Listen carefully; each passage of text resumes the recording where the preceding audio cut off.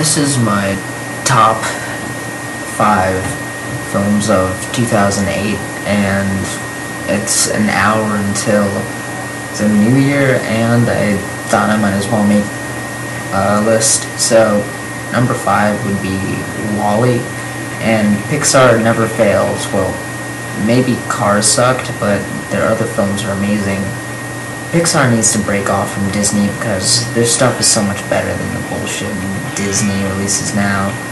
But WALL-E is amazing. The visuals, the characters, and I loved WALL-E, the character, and at the end he almost gets crushed. I'm really hoping that he wouldn't, because really no other Disney film has made me love the characters. I mean, WALL-E, Eve, the captain of the ship. I absolutely loved WALL-E, and it's probably Pixar's best. And number 4 is The Dark Knight, and everybody had this as number 1 on the list for the year. I mean, this is great, but it doesn't deserve that.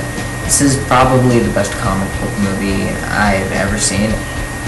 And everyone is focused on the performance of Heath Ledger. I mean, he's great, but just as good as him is Aaron Eckhart, who did an amazing job as Two-Face, and how his character changes, has a giant change throughout the movie. And same goes for Bale and Freeman.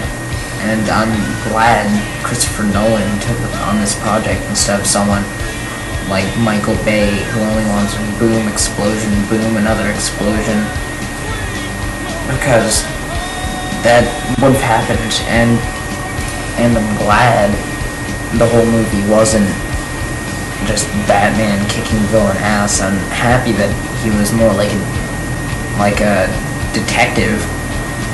And now number 3 is Changeling, and this shows Clint Eastwood still knows how to make a really good film. Throughout the film, I really felt for Angelina Jolie's character. Her acting was brilliant. And Clint Eastwood really knew how to make you hate the LAPD. Knew how to make you really feel for Jolie's character. Yeah. So number 2 is In Bruges, which I haven't seen this on a lot of people's lists, and that's kind of sad because this is a really good movie. It's really dark, but it threw in some comedy to brighten it up. Colin Farrell and Brendan Gleeson are hilarious, and same goes for the dwarf, who makes several appearances. Though all of these people are pretty much dicks throughout the entire film, you still tend to like them. You really feel for Colin Farrell's character throughout the movie. He did something he really regretted. I don't really want to spoil what happens, but the writing really showed how depressed he was and how much he wanted to just kill himself. And the movie ends strong, and it left me amazed. So finally, number 1 is The Curious Case of Benjamin Button, and it's just an amazing movie in general. Everything about it. Sadly, a lot of people I know didn't want to see this because of its running time, which is 3 hours, and I didn't lose interest once during the movie. Brad Pitt and Kate Blanchett were great. The special effects that made Brad Pitt look old and then younger, and same goes for Kate Blanchett. And then David Fincher was perfect for it. And the cinematography is mind-blowing.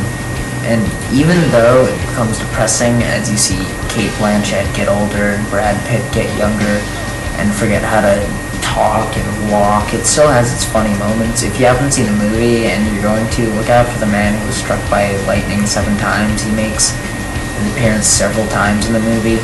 Now, I know there are films that I wanted to add to a list. I would have done top 10 movies of the year, but I can't really think of that many. Yeah, I have not seen Slumdog Millionaire yet. I should be seeing it actually tomorrow, but Funny Games was one that should have been on here. But overall, yeah, this was a great the past several months have been really good for movies, and also at the same time been really shitty for movies. If you've seen Prom Night and Meet the Spartans, but yeah. So, just to everybody, Happy New Year. Yeah.